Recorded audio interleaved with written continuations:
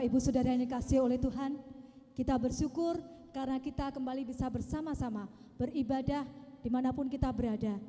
Kita yakin bahwa kuasa Tuhan, hadirat Tuhan selalu hadir dalam kehidupan kita. Mari kita akan bersama-sama masuk di dalam hadiratnya. Kita akan mulai kebaktian kita minggu ini. Kita akan menyanyikan lagu Oleh Kuasa Darah-Mu.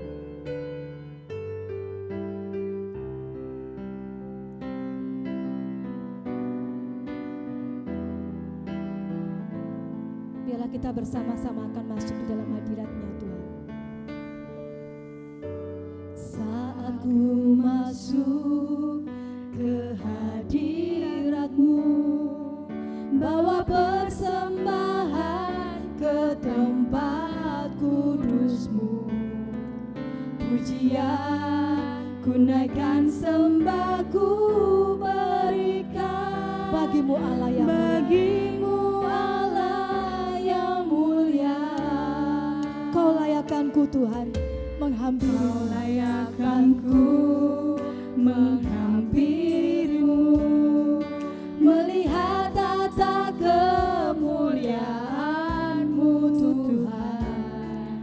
Pujian ku naikkan, sembah ku berikan bagimu Allah yang mulia.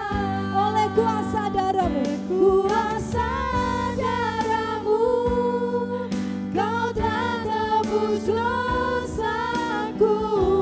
Kekudusan-Mu Tuhan, kekudusan-Mu melingkupiku. Kasih-Mu mengalir memulihkan hidupku. Sungguh besar anugerah-Mu, Kau selamatkan hidupku. Ku menjadi ciptaan yang baru oleh kuasa darah-Mu. Kita akan katakan sekali lagi, saat ku masuk ke hadirat-Mu. Biarlah kita akan masuk di dalam hadirat Tuhan untuk membawa persembahan di tempat kudus-Nya.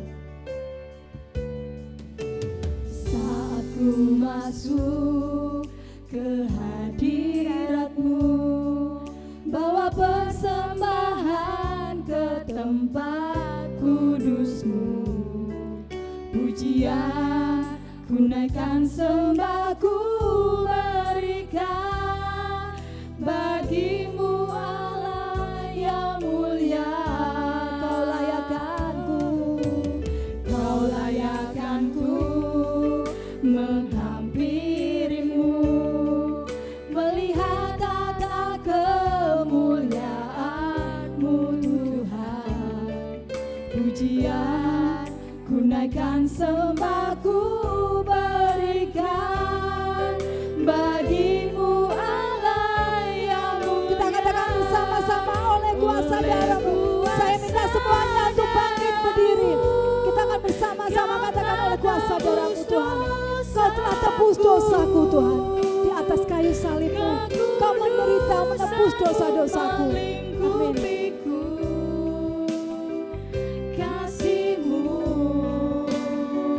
mengalir memulihkan hidupku.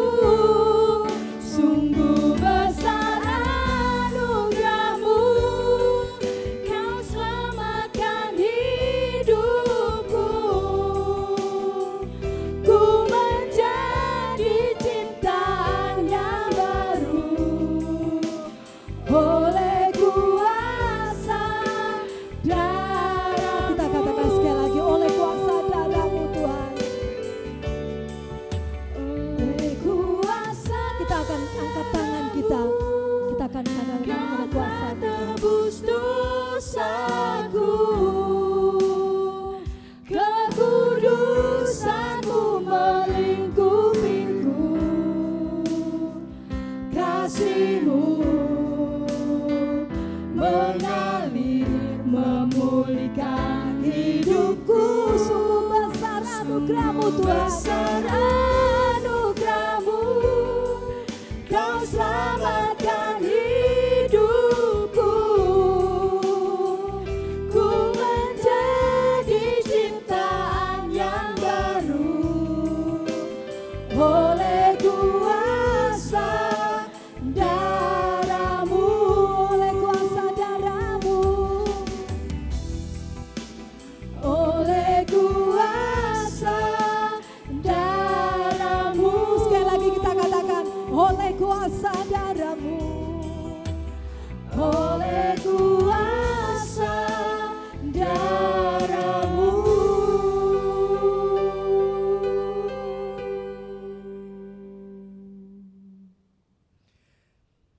Kebaktian kita pada hari ini kita alaskan di dalam nama Allah Sang Pendamai Ciptaan melalui putranya Tuhan Yesus Kristus.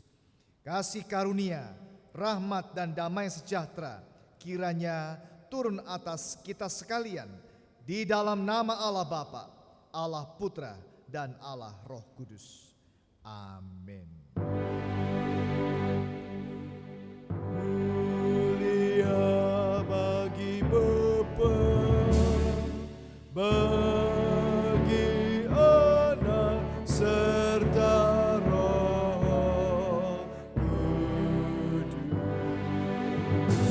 dari permulaannya, sekarang dan akan jadi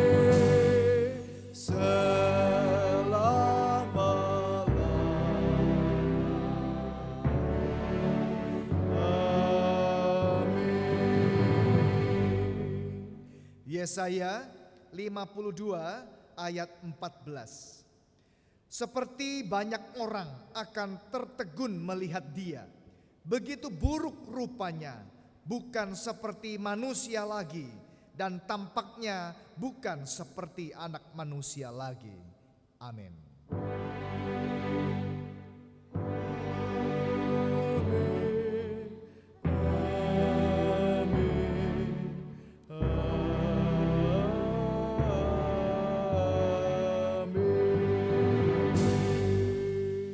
Silakan duduk Bapak Ibu Saudara sekalian kasih oleh Tuhan.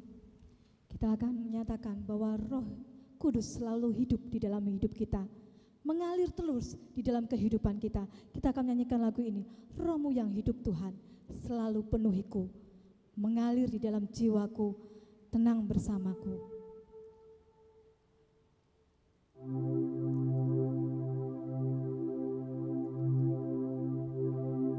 Roh-Mu yang hidup penuhiku, mengalir dalamku. Kita katakan, jiwaku tenang Tuhan bersamamu. Jiwaku tenang bersamamu, dalam naunganmu. Kita katakan, ku buka hati Tuhan untuk jamaah-Mu. Untuk jamaah-Mu berserah penuh di hadirat-Mu. Kau ambil alih seluruh hidupku di altar-Mu, menyembah-Mu. Kita katakan bersama-sama, Roh-Mu yang kudus pulihkanku, Engkaulah damaiku. Roh-Mu yang kudus pulihkanku, Engkaulah damaiku. Engkau hidup Tuhan, karena semua adalah anugerah. Hidup oleh anugerah-Mu yang menyertaiku, yang menyertaiku, yang menyertaiku. Kita katakan bersama-sama, kita angkat tangan kita. Buka hati untuk jamaah-Mu bersama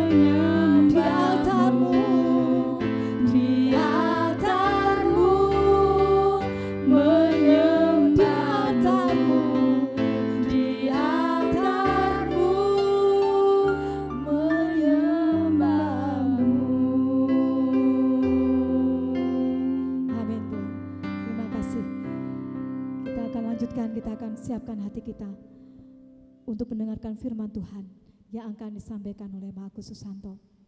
Biarlah Tuhan selalu hadir di dalam kehidupan kita. Dia adalah satu-satunya kenapa kita hidup, karena Tuhan selalu memegang erat tangan kita. Dia hidup selalu dengan penuh kasih. Kita akan selalu ada masalah, Tuhan selalu menguatkan kita. Kita akan menyanyikan lagu ini, Engkau alasan ku hidup.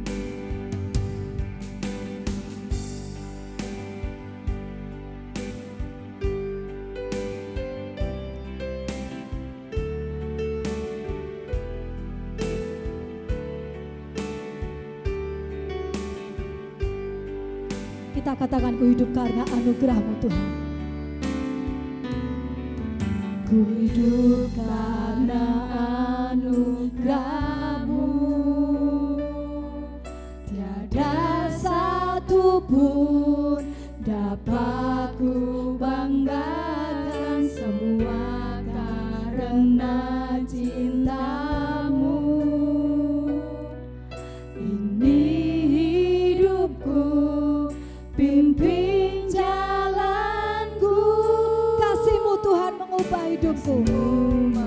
Saya minta semuanya untuk bangkit berdiri.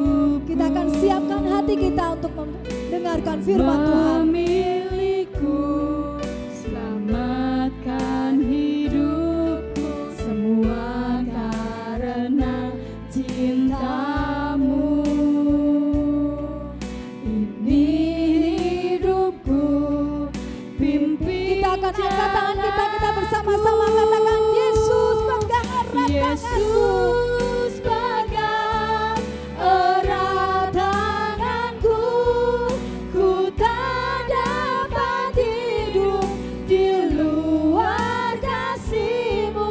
Bapa, jangan tinggalkan aku, Engkau alasan selama ku hidup. Sekali lagi kita nyanyikan lagu ini. Ku hidup karena anugerah-Mu. Ku hidup karena anugerah-Mu, Tiada satu pun yang dapat ku tiada banggakan. satu pun dapat ku banggakan, semua karena cinta-Mu. Ini hidupku Tuhan, pimpin jalanku Tuhan. Pimpin jalanku, Kasih-Mu mengubah hidupku. kasih-Mu mengubah hidupku. Kau memilihku, selamatkan hidupku, semua karena cinta-Mu. Ini hidupku Tuhan, pimpin jalanku. Hidupku, pimpin jalanku. Bersama-sama kita katakan, Yesus pegang erat tanganku. Yesus pegang erat tanganku, ku tak dapat hidup di luar kasih-Mu. Bapa, jangan tinggalkan aku, Engkau alasan selama ku. Sekali lagi kita katakan, Yesus pegang erat tanganku. Yesus pegang erat tanganku, ku tak dapat hidup di luar kasih-Mu. Bapa, jangan tinggalkan aku, Engkau alasan. Biar jemaat yang akan menyanyi sendiri musik diam. Kita katakan sekali lagi, Yesus pegang erat tanganku. Yesus pegang erat tanganku, ku tak dapat hidup di luar kasih-Mu.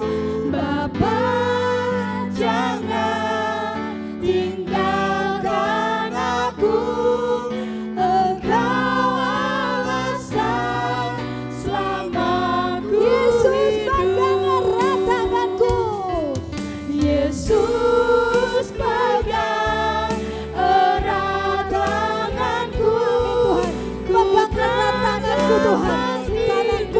hidup tanpa belas kasih-Mu Tuhan. Bapa, jangan tinggalkan aku. Engkau alasan selama ku hidup. Engkau alasan, Engkau alasan selama ku hidup. Engkau alasan selama Sekali lagi, Engkau alasan selama ku hidup. Engkau alasan selama ku hidup.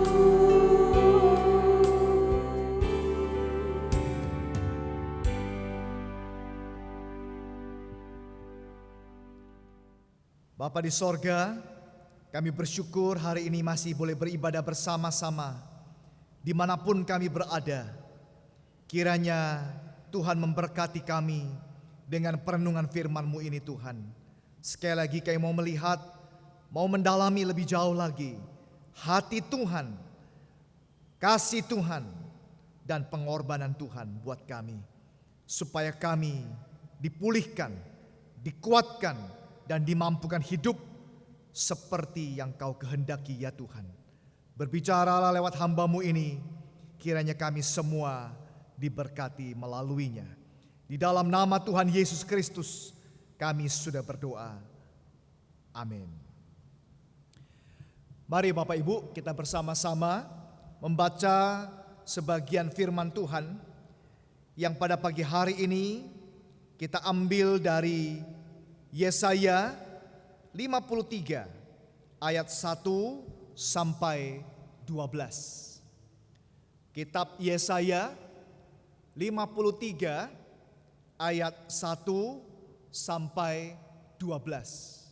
Saya membacakan bagi Bapak Ibu sekalian. Siapakah yang percaya kepada berita yang kami dengar, dan kepada siapakah tangan kekuasaan Tuhan dinyatakan? Sebagai taruk ia tumbuh di hadapan Tuhan, dan sebagai tunas dari tanah kering. Ia tidak tampan dan semaraknya pun tidak ada, sehingga kita memandang dia, dan rupa pun tidak, sehingga kita menginginkannya. Ia dihina dan dihindari orang, seorang yang penuh kesengsaraan dan yang biasa menderita kesakitan. Ia sangat dihina sehingga orang menutup mukanya terhadap dia, dan bagi kita pun dia tidak masuk hitungan. Tetapi sesungguhnya penyakit kitalah yang ditanggungnya, dan kesengsaraan kita yang dipikulnya. Padahal kita mengira dia kena tulah, dipukul dan ditindas Allah. Tetapi dia tertikam oleh karena pemberontakan kita. Dia diremukkan oleh karena kejahatan kita. Ganjaran yang mendatangkan keselamatan bagi kita ditimpakan kepadanya. Dan oleh bilur-bilurnya kita menjadi sembuh. Kita sekalian sesat seperti domba. Masing-masing kita mengambil jalannya sendiri. Tetapi Tuhan telah menimpakan kepadanya kejahatan kita sekalian. Dia dianiaya, tetapi dia membiarkan diri ditindas dan tidak membuka mulutnya, seperti anak domba yang dibawa ke pembantaian, seperti induk domba yang keluh di depan orang-orang yang menggunting bulunya, ia tidak membuka mulutnya. Sesudah penahanan dan penghukuman ia terambil. Dan tentang nasibnya, siapakah yang memikirkannya? Sungguh, ia terputus dari negeri orang-orang hidup, dan karena pemberontakan umatku, ia kena tulah. Orang menempatkan kuburnya di antara orang-orang fasik, dan dalam matinya ia ada di antara penjahat-penjahat. Sekalipun ia tidak berbuat kekerasan dan tipu tidak ada di dalam mulutnya.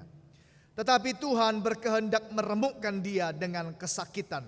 Apabila ia menyerahkan dirinya sebagai korban penebus salah, ia akan melihat keturunannya, umurnya akan lanjut, dan kehendak Tuhan akan terlaksana olehnya.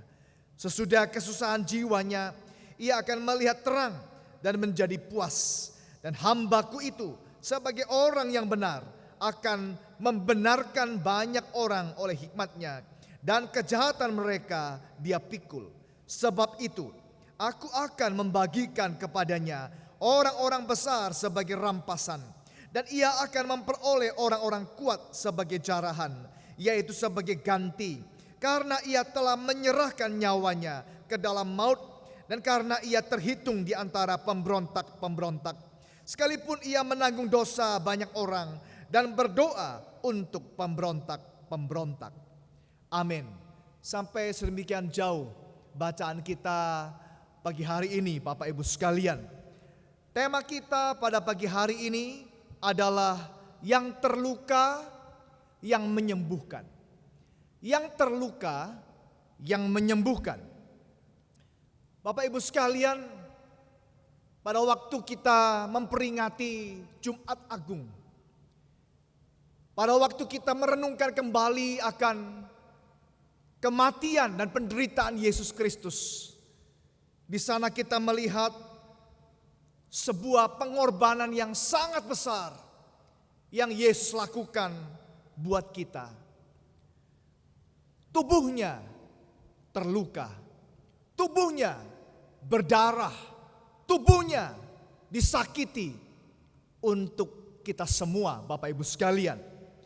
Pagi hari ini mari kita renungkan bersama bahwa Tuhan itu luka bukan karena kecelakaan yang sembarangan, bukan karena kejadian yang tidak direncanakan, bukan karena kekurang hati-hatian, bukan karena terkena bencana atau sesuatu hal-hal yang tidak direncanakan sebelumnya. Bapak Ibu, kalau Tuhan tidak mengizinkan tubuhnya dilukai, maka tidak ada seorang pun yang dapat menyentuh dan melukainya.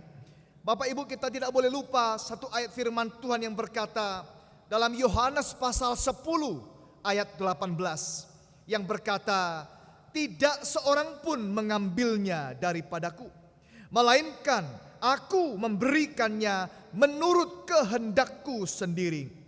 Aku berkuasa memberikannya dan berkuasa mengambilnya kembali. Inilah tugas yang kuterima dari Bapakku. Bapak Ibu, kalau Tuhan tidak mengizinkan tubuhnya dilukai, tidak ada seorang pun yang dapat melukainya, Bapak Ibu sekalian. Tetapi karena Dia mengizinkan, maka di sini kita melihat sebuah kejadian.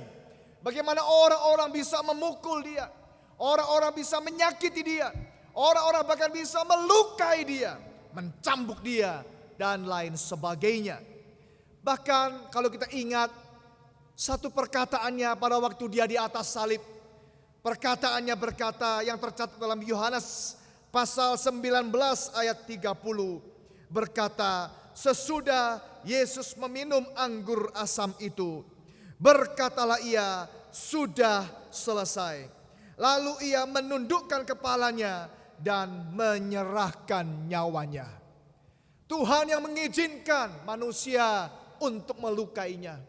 Tuhan yang menyerahkan sendiri nyawanya demi kita semua, Bapak Ibu sekalian.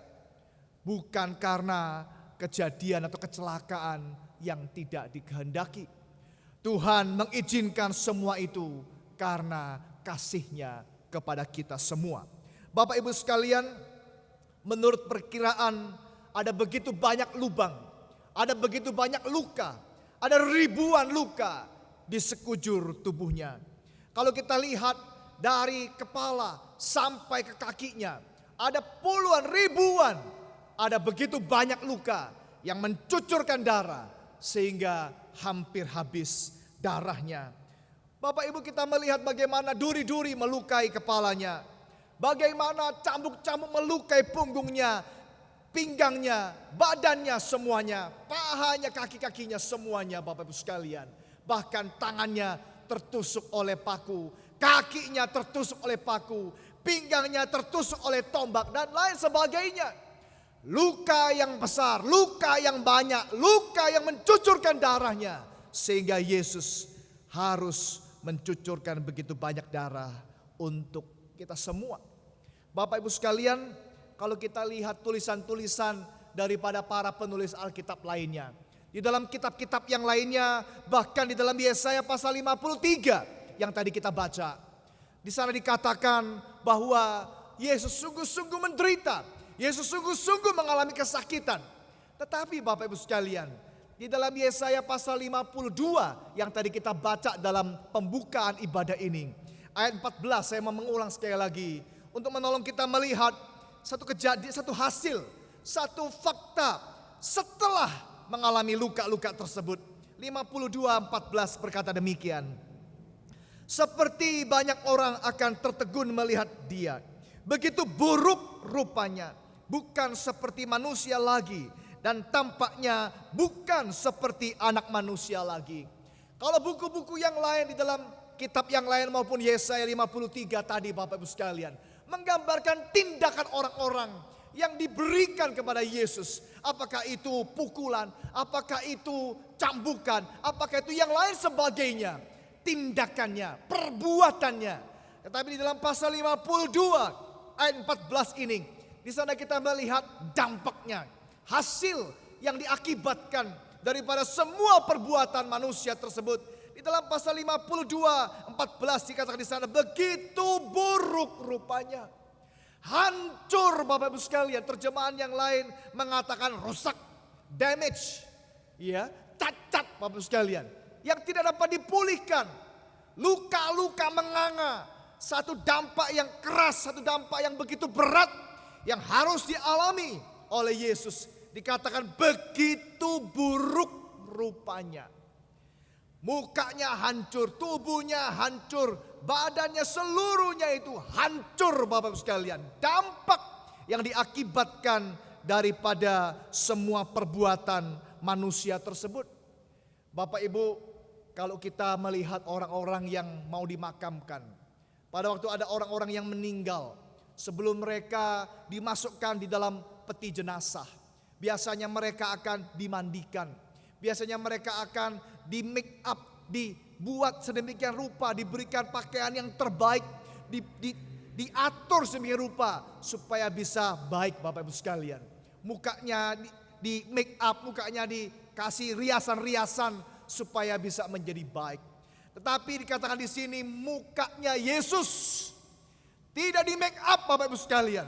Mukanya Yesus dikatakan begitu buruk mukanya, hancur karena terpukul, karena dilukai oleh manusia. Bapak Ibu, mengapa Yesus melakukan itu semua? Mari kita belajar beberapa hal Bapak Ibu sekalian daripada hal ini. Yang pertama adalah dari sana kita tahu betapa besar kasih Tuhan kepada kita. Betapa besar kasih Tuhan kepada kita. Bapak Ibu, Alkitab mencoba menggambarkan yang namanya kasih yang sejati. Kasih yang tak bersyarat itu dengan berbagai macam cara.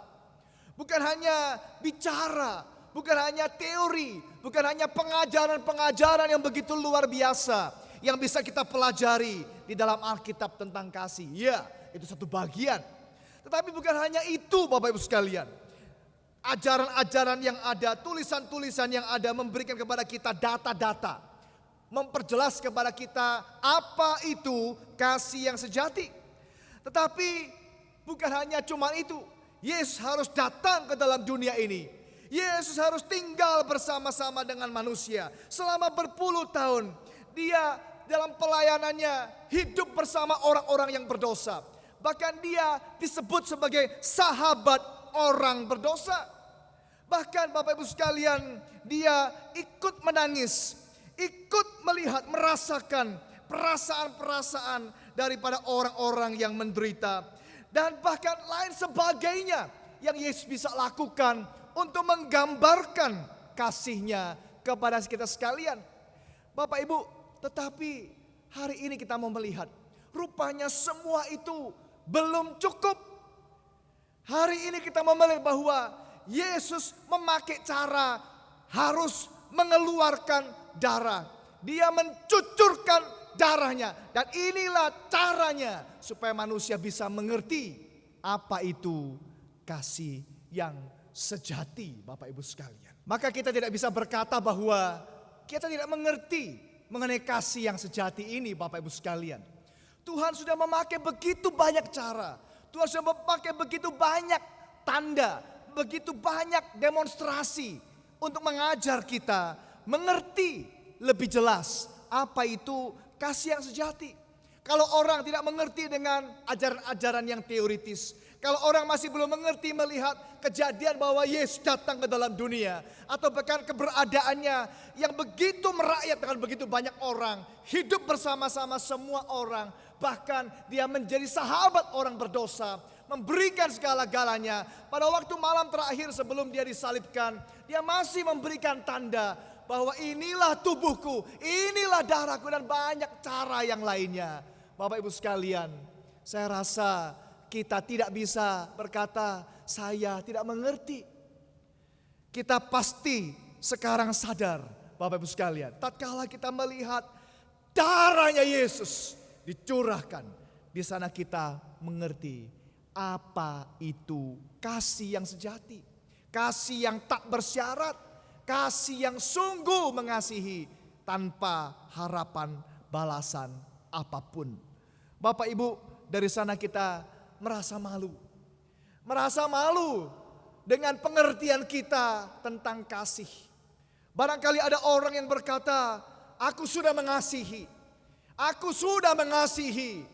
Tapi sebetulnya tatkala kita membandingkan dengan kasihnya Tuhan, begitu jauh, begitu rapuh.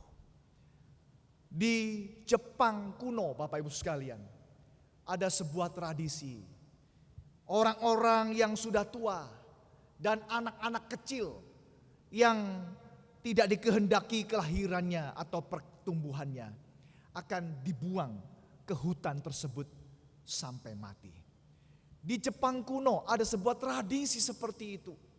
Anak-anak yang merasa tidak bisa lagi merawat mamah orang tuanya, bapaknya, ibunya. Anak-anak yang merasa kewalahan, sehingga akhirnya anak-anak ini membawa orang tuanya untuk mati, dibiarkan, ditinggalkan di hutan tersebut sampai mati. Bapak Ibu, kalau tradisi ini memang benar Bapak Ibu sekalian, itulah kenyataan yang ada. Seringkali kalau kita melihat kasihnya orang tua kepada anak, kita sadar, kita yang sebagai orang tua kita tahu bahwa sebagai orang tua kita menyerahkan segala-galanya kepada anak-anak kita. Pertanyaan seringkali sebagai anak, apakah kita bisa mengasihi orang tua kita? Memberikan segala-galanya, mengasihi tanpa syarat, mengasihi dengan sungguh-sungguh kepada orang-orang tua kita yang barangkali sakit-sakitan dan tidak berdaya. Bapak Ibu yang kekasih, di sana kita merasa malu. Kenyataan yang ada, begitu banyak anak-anak yang gagal untuk boleh berterima kasih kepada orang tuanya. Walaupun itu hanyalah sebagai rasa ungkapan terima kasih. Balas jasa sebagai anak yang sudah dibesarkan dan dikasih sedemikian rupa. Tetapi itu pun seringkali anak-anak banyak yang gagal, Bapak Ibu sekalian. Nah, pagi hari ini mari kita ingat kembali. Tatkala Yesus dilukai, semua itu karena kasih-Nya yang besar kepada kita sekalian. Kasih yang tanpa syarat. Hal yang kedua Bapak Ibu sekalian, tatkala kita melihat luka-luka daripada Yesus, bukan hanya kita bisa melihat betapa besar kasih-Nya, tapi hal yang kedua adalah betapa besar pengorbanannya. Dengan lain kata, betapa sempurna pengorbanan Yesus Bapak Ibu sekalian. Yesaya 53 tadi ayat 12 saya membaca sekali lagi. Sebab itu aku akan membagikan kepadanya orang-orang besar sebagai rampasan, dan ia akan memperoleh orang-orang kuat sebagai jarahan, yaitu sebagai ganti karena ia telah menyerahkan nyawanya ke dalam maut, dan karena ia terhitung di antara pemberontak-pemberontak, sekalipun ia menanggung dosa banyak orang dan berdoa untuk pemberontak-pemberontak. Bapak Ibu, tatkala kita melihat pengorbanan Yesus, di sana kita melihat betapa sempurnanya. Maksud saya adalah tidak perlu ditambah lagi, tidak perlu diapa-apain lagi, tidak perlu sudah mau kasih apa lagi? Pengorbanan Yesus sudah cukup, sudah terlalu sempurna. Dikatakan di sini menanggung dosa banyak orang, dosa seluruh dunia. Orang-orang yang berdosa tertanggungkan di atas kayu salib Yesus. Sudah cukup kematian Yesus untuk membayar segala hutang dosa daripada seluruh umat manusia ini. Sudah cukup kematian Yesus untuk memuaskan murka Tuhan yang menyala-nyala itu. Dengan darahnya, dengan kematiannya, dosa kita terhapuskan, kita terbebaskan daripada segala tuntutan dan hukuman dosa yang harus kita tanggung, Bapak Ibu sekalian. Maka dengan iman kita, dengan rasa penuh syukur, kita bisa berkata bahwa kita adalah orang yang bebas. Sekarang saya sudah bebas. Sekarang saya sudah bebas, kata lagu yang pernah dan sering kita nyanyikan. Bapak Ibu, kita tidak perlu ragu, tidak perlu takut bahwa pengorbanan Yesus rupanya kurang cukup, rupanya belum memenuhi, masih ada kekurangan. Sehingga kita manusia harus menutupi, harus menambah, harus melakukan sesuatu supaya menambah pengorbanan itu menjadi sempurna. Roma pasal 5 ayat 9 menegaskan hal itu, Bapak Ibu sekalian. Roma 5 ayat 9 berkata, lebih-lebih karena kita sekarang telah dibenarkan oleh darahnya. Perhatikan Bapak Ibu sekalian, kita pasti akan diselamatkan dari murka Allah. Pasti akan diselamatkan. Rasul Paulus memberikan ketegasan, pasti akan diselamatkan. Bukan mudah-mudahan, bukan semoga, bukan kalau bisa, bukan ya mungkin, bukan. Tapi pasti akan diselamatkan dari murka Allah. Itulah pengorbanan Yesus. Itulah yang dia sudah bayar buat kita sekalian. Bukan hanya kasihnya begitu besar. Bukan hanya kasihnya tanpa syarat. Bukan hanya kasihnya tanpa bercacat celah.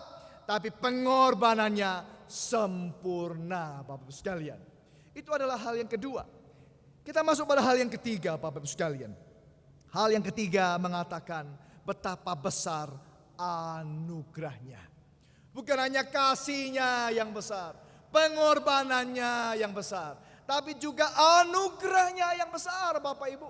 Sekali lagi, Tuhan memakai banyak cara supaya kita semua bisa mengerti apa itu anugerah, Bapak Ibu. Kalau kita ingat dulu ada sebuah cerita yang berkata mengenai seseorang yang masuk kamar mandi. Pada waktu dia masuk kamar mandi, dia harus membayar 2.000, Bapak Ibu, hanya untuk buang air kecil. Masuk kamar mandi, buang air kecil, bayar 2.000. Itu di Indonesia. Di tempat-tempat lain lebih mahal, Bapak Ibu sekalian. Ada yang sekian dan sekian dan sekian. Sehingga ada satu orang yang waktu masuk kamar mandi, dia harus membayar itu. Pada waktu dia bayar, dia merasa sadar, dia mengerti. Bayangkan masuk ke tempat yang demikian kotor, yang diasosiasikan dan dikaitkan dengan sesuatu yang kotor, yang begitu tidak layak, Bapak Ibu sekalian. Itu harus bayar. Betapa lebih besarnya, betapa lebih mahalnya yang harus kita bayar untuk bisa masuk ke surga. Pertanyaannya, apa yang dapat kita berikan kepada Tuhan? Apa yang dapat kita bayar kepada Tuhan? Berapa besar, berapa mahal, apa yang bisa kita berikan, Bapak Ibu sekalian? Toh kalau kita bisa memberikan sesuatu kepada Tuhan, semua pemberian kita toh juga berasal dari Dia. Apa toh kalau kita bisa memberi kepada apapun kepada Tuhan, semua itu juga tidak berarti di hadapan Tuhan. Masih ingat perkataan Yesaya yang berkata bahwa semua kesalehanku adalah seperti kain kotor di hadapan Tuhan. Semua kesalehanku yang terbaik di dalam diriku sekalipun adalah kain kotor di hadapan Tuhan. Apakah kita bisa membayar, Bapak Ibu sekalian, semua anugerahnya kepada kita? Kasih yang tak bersyarat, pengorbanan yang begitu besar, dan anugerah yang begitu besar. Kalau dengan cara kamar mandi tadi orang mungkin belum mengerti. Ada cara yang lain, kesaksian yang lain. Saya mendengar seorang bapak umur 93 tahun. Seorang bapak umur 93 tahun, suatu kali dia sakit. Tatkala dia masuk ke rumah sakit, dia harus dirawat di rumah sakit. Masuk rumah sakit, dirawat di rumah sakit, dan harus pakai ventilator, Bapak Ibu sekalian. Pada waktu dia pakai ventilator, dia harus bayar sekian juta untuk membayar alat di rumah sakit itu saja.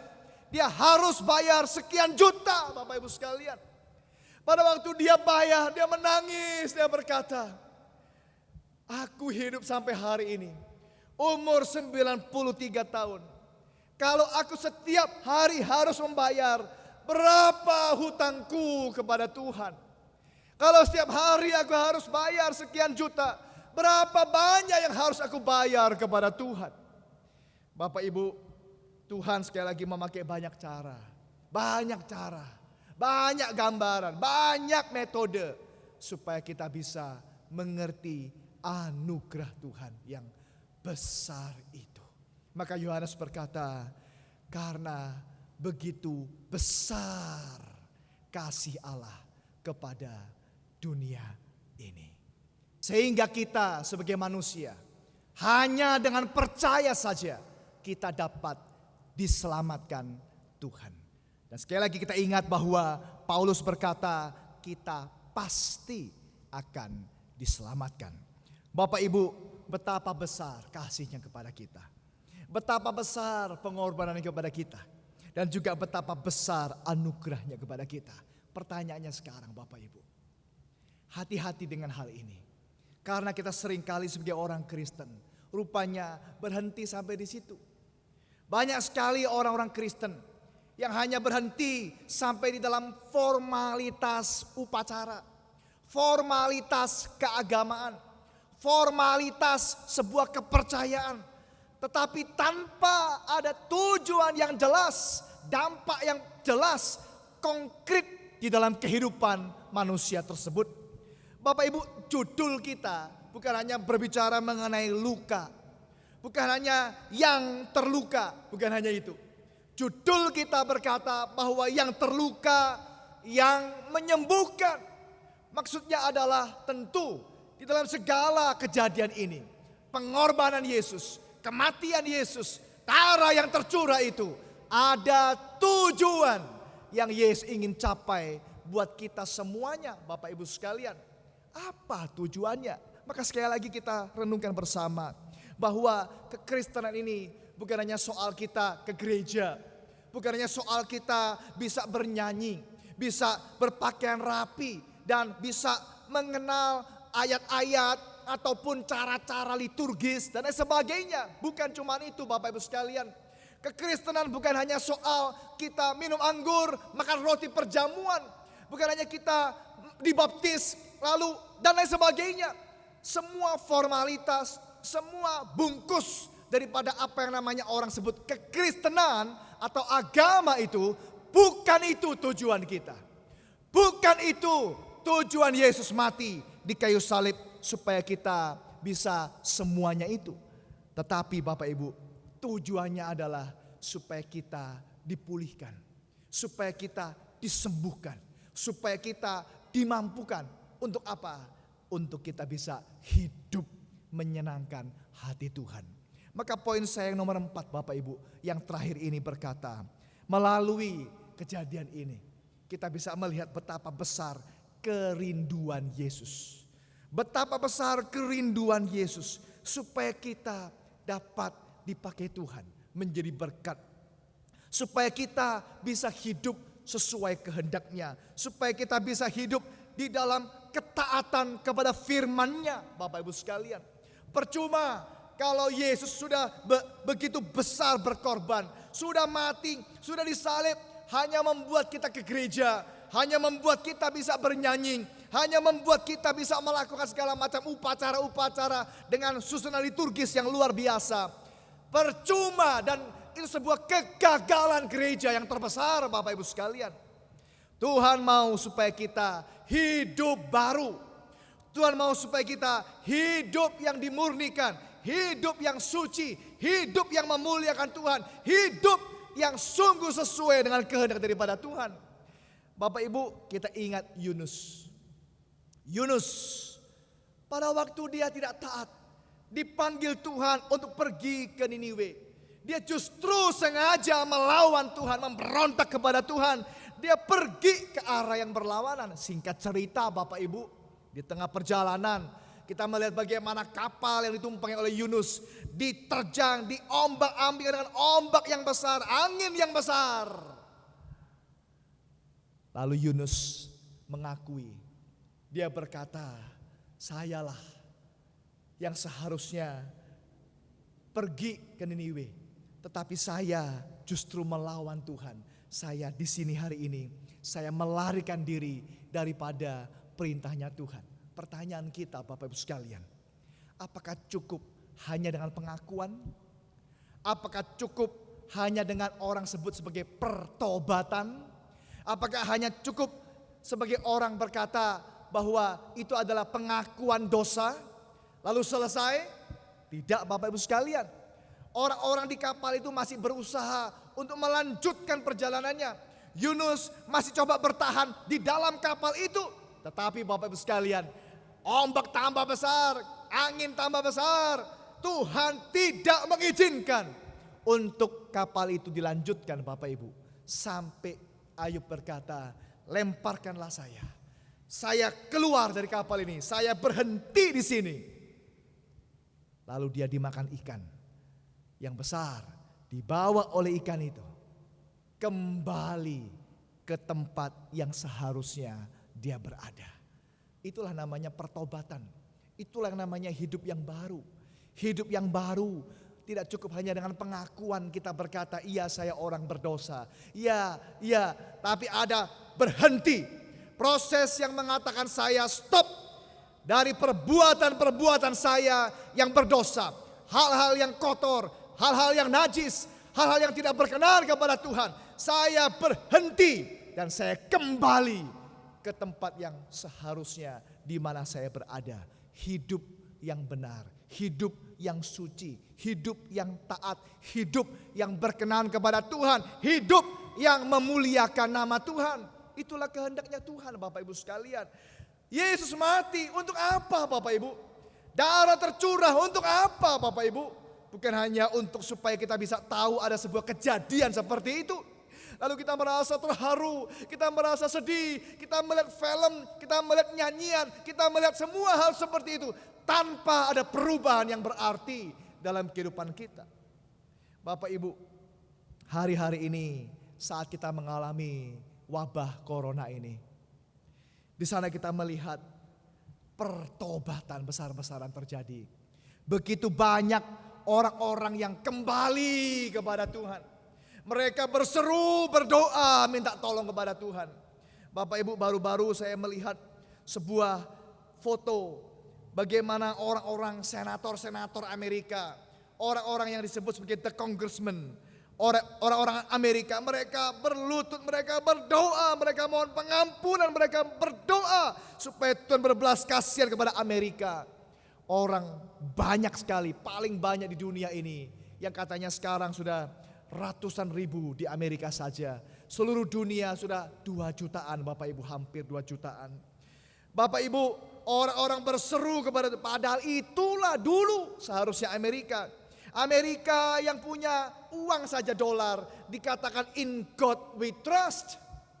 Tetapi mereka melupakan Tuhan dengan segala kemakmuran, segala keberhasilan mereka, prestasi mereka, lupa kepada Tuhan. Founding fathers daripada Amerika, orang-orang yang mendirikan Amerika, mereka orang yang sungguh takut akan Tuhan, hormat sama Tuhan. Orang-orang seperti George Washington, Thomas Jefferson, dan lain sebagainya. Orang-orang yang sungguh cinta Tuhan. Sehingga seorang bernama Patrick Henry berkata, negara Amerika bukan dibangun di atas sekedar orang yang beragama, tetapi oleh orang-orang Kristen. Not only by the religionist, but by the Christian.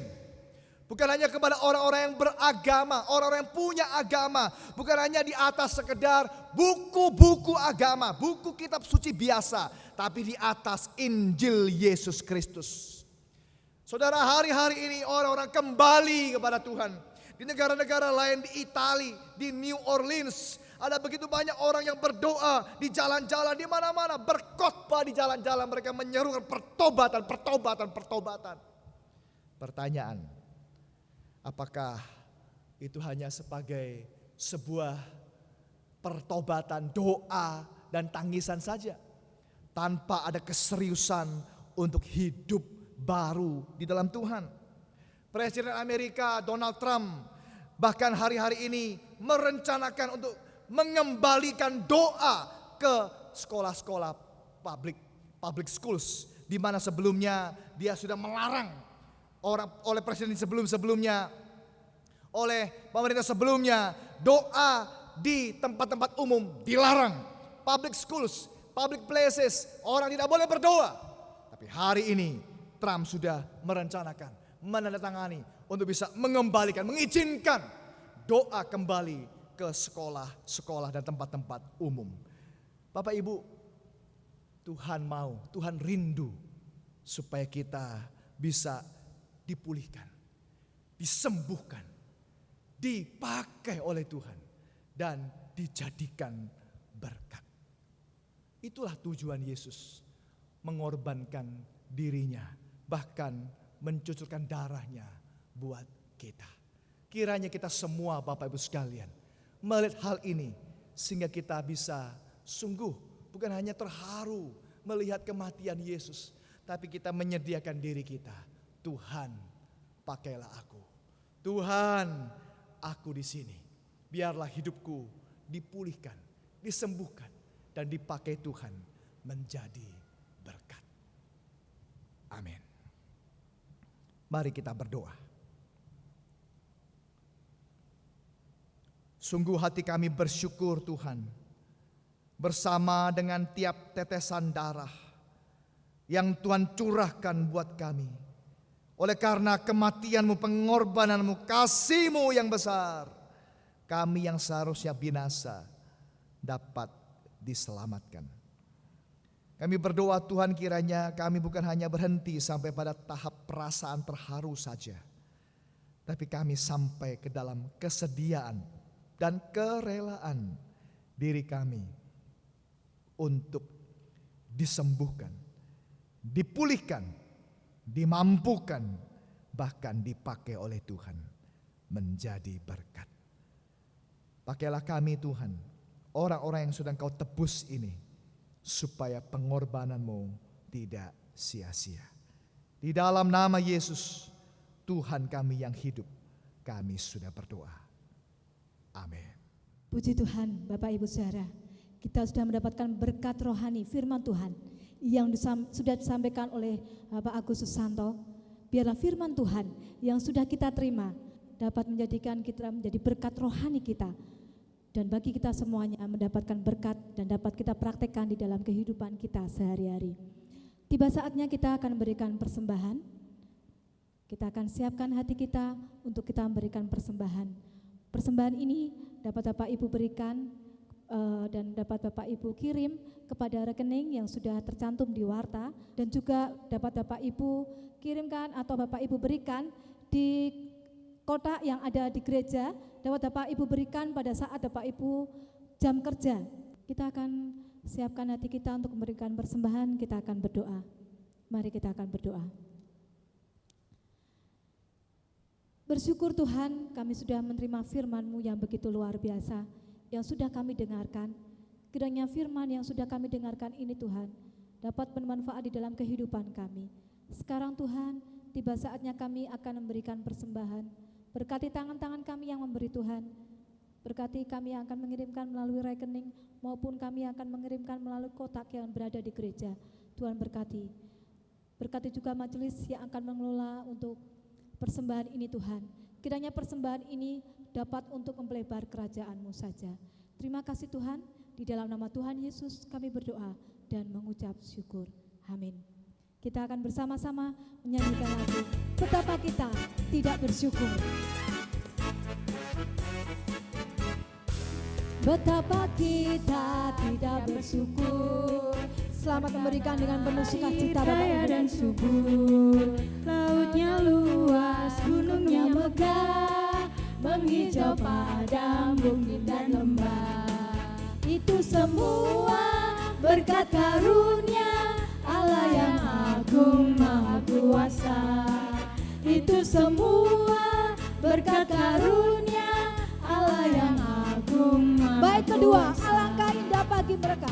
Indah pagi mereka, bermadu cahaya surya nan cerah. Di tingkat hijau burung tak henti, bunga pun bangkit harum berseri.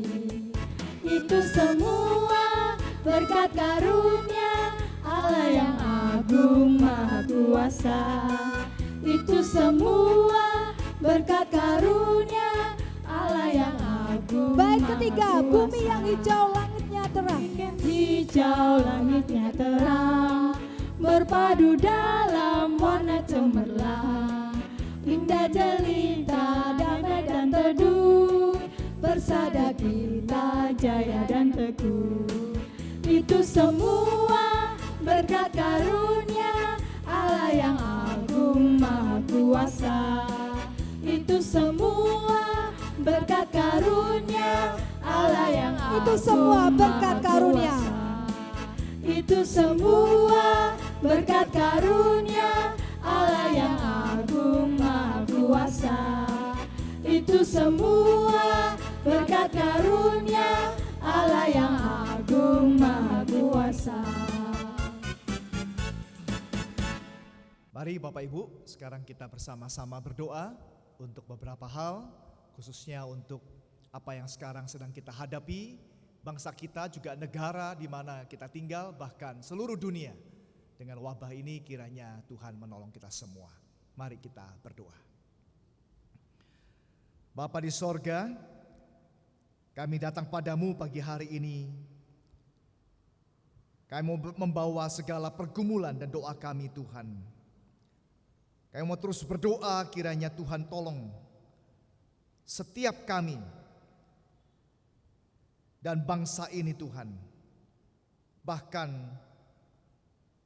di banyak negara di seluruh dunia yang sedang mengalami wabah yang mematikan ini. Kami mohon belas kasihan Tuhan. Kami mohon supaya berkat Tuhan dicurahkan supaya bangsa ini bisa kuat. Setiap orang boleh mengalami kekuatan dan pertolongan Tuhan sehingga dapat melewati wabah yang berat ini ya Tuhan. Kami mohon supaya badai ini bisa segera berlalu. Kami mohon supaya para medis, dokter dan orang-orang yang mengusahakan menemukan pengobatan yang terbaik kiranya dapat menemukannya juga dengan segera. Kami berdoa supaya Tuhan menolong kami semua boleh memetik pelajaran-pelajaran yang baik di balik hal yang pahit ini ya Tuhan. Kami berdoa buat situasi ekonomi.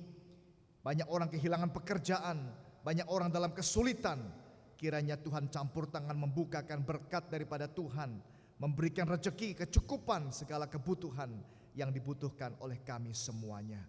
Kami serahkan setiap kami yang mengalami pergumulan-pergumulan ya Tuhan. Kami serahkan ke dalam tangan Tuhan. Kiranya Tuhan menguatkan dan menolong kami semua. Kami berdoa buat setiap keluarga kami, baik yang bersama dengan kami maupun yang di tempat-tempat yang jauh daripada kami. Mereka yang harus dikarantina, diisolasi, harus mengasingkan diri, menjaga diri supaya sehat, supaya kuat, supaya tidak tertular. Kami berdoa supaya kami semua di dalam perlindungan daripada Tuhan.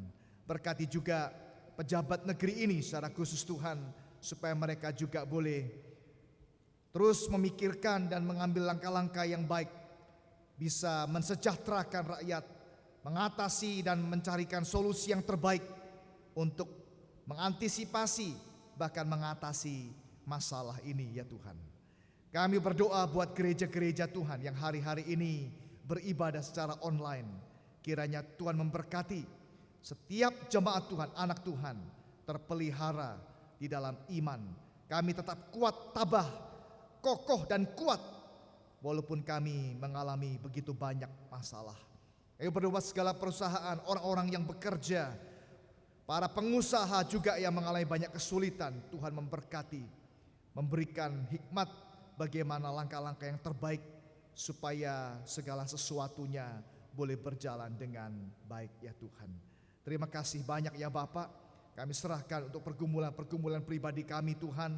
Kiranya Tuhan tolong kami semua boleh menemukan Tuhan di dalam segala pergumulan kami. Kami bawa segala doa kami dan permohonan kami untuk gereja, untuk diri kami, juga untuk bangsa ini di dalam nama Yesus, Tuhan Juru Selamat kami yang hidup. Kami sudah berdoa. Amin. Bapak Ibu Saudara yang dikasihi oleh Tuhan, sebelum kita mengakhiri ibadah kita pada pagi hari ini, ada seorang hamba Tuhan yang bernama Pendeta Kristina. Dia menciptakan lagu Doa Yabes. Lagu ini menjadi berkat bagi banyak umat Kristiani. Lagu ini diambil dari kitab 1 Tawari 4 ayat 10 tentang Yabes yang hidupnya dalam kesakitan dan kesusahan. Dia berseru kepada Tuhan, dan dalam ayat ini pula Tuhan menjawab doanya.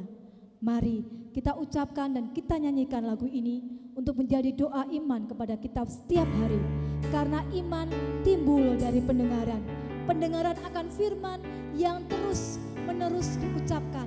Dan biarlah kita bersatu hati berdoa agar pandemi virus corona cepat berakhir dan kita bisa beraktivitas kembali seperti biasa. Doa Yabes, kita akan nyanyikan lagu ini bersama-sama. Kiranya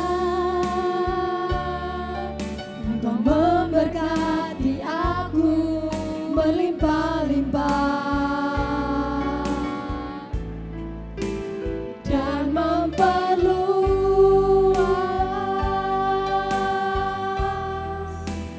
daerahku, dan kiranya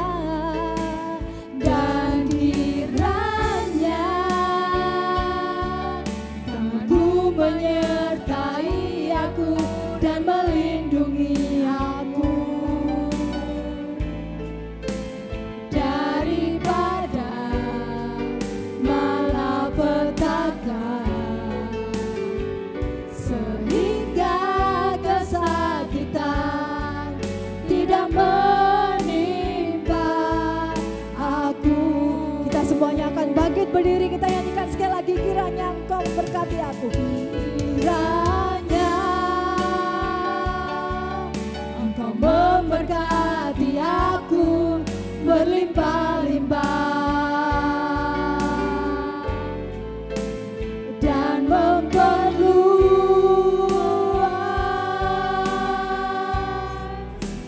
daerahku, dan kiranya tanganmu menyertai aku dan melindungi aku daripada malapetaka,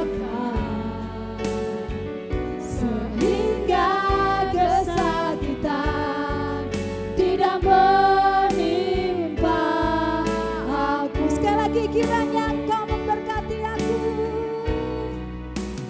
Kiranya Engkau memberkati aku berlimpah-limpah Dan memperluas daerahku Tuhan. dan memperluas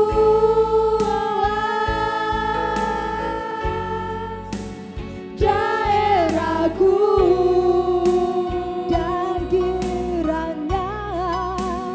Dan kiranya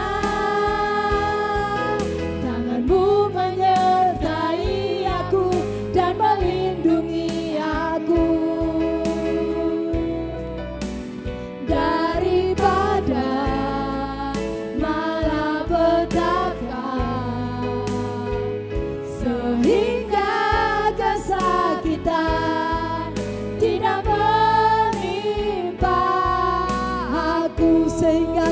kita,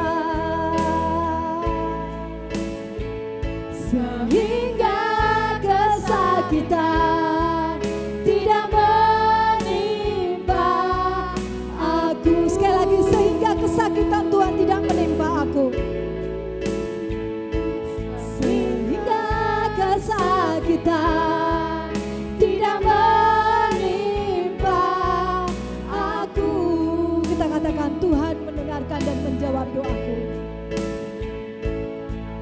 Tuhan mendengarkan dan menjawab doaku.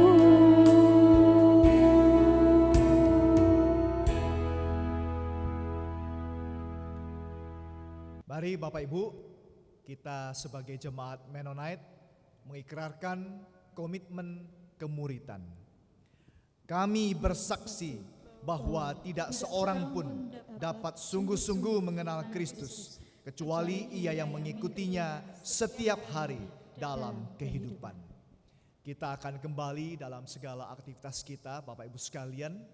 Mari sekarang bukalah hatimu dan terimalah berkat daripada Tuhan.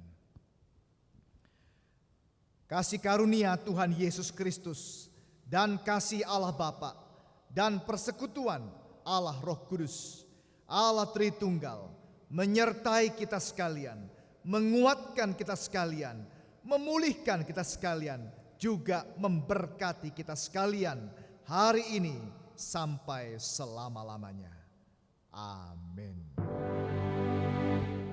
Kepada Allah beri puji semua makhluk di bumi, padanya ku beri pujian, Bapa, Anak, dan Roh Suci.